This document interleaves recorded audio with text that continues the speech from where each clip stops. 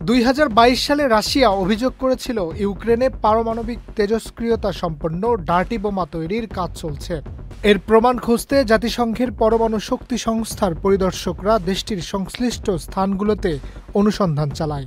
কিন্তু ডার্টি বোমা বানানোর কোনো চিহ্ন না পাওয়ায় সংস্থাটি এই অভিযোগ খারিজ করে দেয়। সেই সময় ব্রিটিশ গণমাধ্যম গার্ডিয়ানের এক প্রতিবেদনে এই তথ্য প্রকাশ পায়। ইউক্রেনের দেওয়া তথ্যের ভিত্তিতে জাতিসংঘের পরমাণু শক্তি সংস্থাটি অবস্থানগুলোতে অঘোষিত কোনো পারমাণবিক কার্যকলাপ বা পারমাণবিক কার্যকলাপে ব্যবহৃত হতে পারে এমন কোনো উপকরণের ইঙ্গিত খুঁজে পায়নি। তবে ৩ বছর পর ইউক্রেনের প্রাক্তন প্রধানমন্ত্রী নিকোলে আজারভ বলেছেন, ইউক্রেনের পারমাণবিক অস্ত্র তৈরির সম্ভাবনা কম থাকলেও ডার্টি বোমা তৈরির সম্ভাবনা রয়েছে, কেননা দেশে প্রচুর পরিমাণে পারমাণবিক বর্জ্য রয়েছে। রুশ বার্তা সংস্থা তাসকে এই কথা বলেছেন তিনি।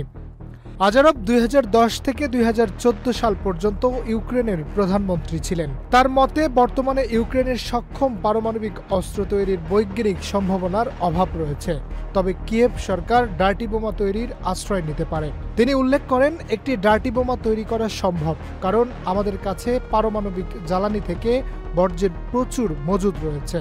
সম্ভবত এমন সম্ভাবনাও রয়েছে। কিন্তু ইউক্রেনের তত্ত্বাবধায়করা, উদাহরণস্বরূপ ব্রিটিশরা, এত বোকামি করবে বলে আমি মনে করি না তারা এটা হতে দেবে।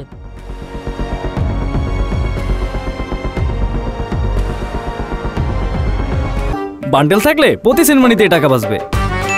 বিকাশ সেনমানি বান্ডেল কিনে জিতুন প্রতি লেনদেনে।